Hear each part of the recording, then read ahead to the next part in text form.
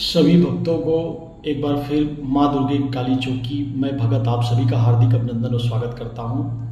आज का हमारा विषय है, कल का दिन गुरु पूर्णिमा का है, तो गुरु के लिए गुरु की महिमा का वर्णन थोड़ा सा करना चाहूँगा। भक्तों देखिए, भक्ति की परंपरा अनादिकाल से चली आ रही है, चाहे वो द्वापर रहा हो, त्रेता रहा हो, सतयुग रहा हो, चाहे वो आज हमारा कलयुग हो। देखिए, भक्ति अनादिकाल से चली आ रही है, लेकिन भक्ति आप कितना भी कर लीजिए, अगर आपको रास्ता दिखाने वाला, मार्ग बताने वाला जब तक गुरु का हाथ आपके ऊपर नहीं है, शक्तियाँ और सिद्धियाँ आपसे कोसों दूर रहेंगी।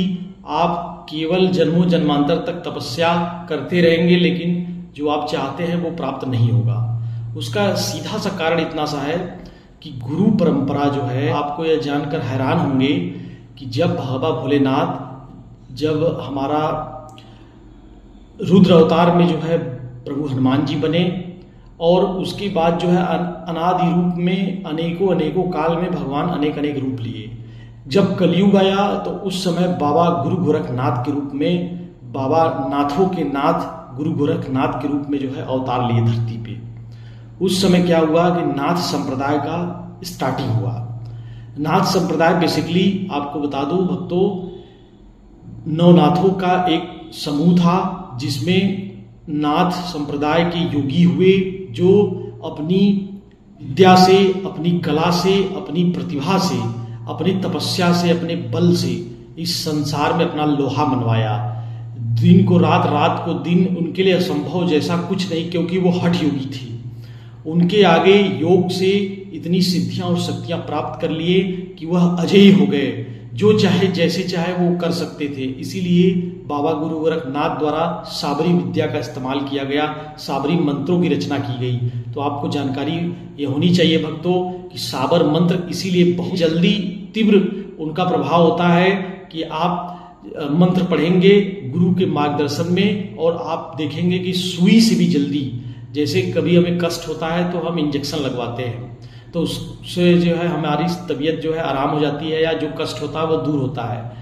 लेकिन उसी तरह अगर साबर मंत्रों का सही चुनाव गुरु की देख रेख में किया जाए, तो आप ये समझ सकते हैं कि संकट कितनी भी बड़ी से बड़ी क्यों न हो, उसको क्षण मात्र में टाला जा सकता है। यह सामर्थ्य है मंत्रों का, साबरी मंत्रों का। उसी तरह मैं गुरु का यहाँ विशेष संदर्भ दिया था आपको। गुरु इसलिए भी देखिए महत्वपूर्ण है कि आपको एक आध्यात्मिक जगत में रास्ता दिखाने वाला, मार्ग बताने वाला, एक आपको सही दिशा में ले जाने के लिए एक बहुत महत्वपूर्ण आवश्यक गुरु आपके जीवन में होना चाहिए। कल गुरु पूर्णिमा है। कल आप सभी भक्तों से मेरा अनुरोध है कि सभी लोग गुरु पूर्णिमा पर अपने गुरु का ध्यान करें, उनका सम्मान करें, जिससे आपके जीवन में अनेक शक्तियां अपना प्रभाव दिखाएं। आपके जीवन में जो भी संकट है, कठिनाइयां हैं, सब गुरु मात्र कृपा से जो है आपके सारे संकट क्षण मात्र में दूर किए जा सकते हैं, दूर हो सकते हैं। क्योंकि गुरु में वो सामर्थ्य है जो आप जन्मों जन्मांतर तपस्या करके जो हासिल नहीं कर सकते।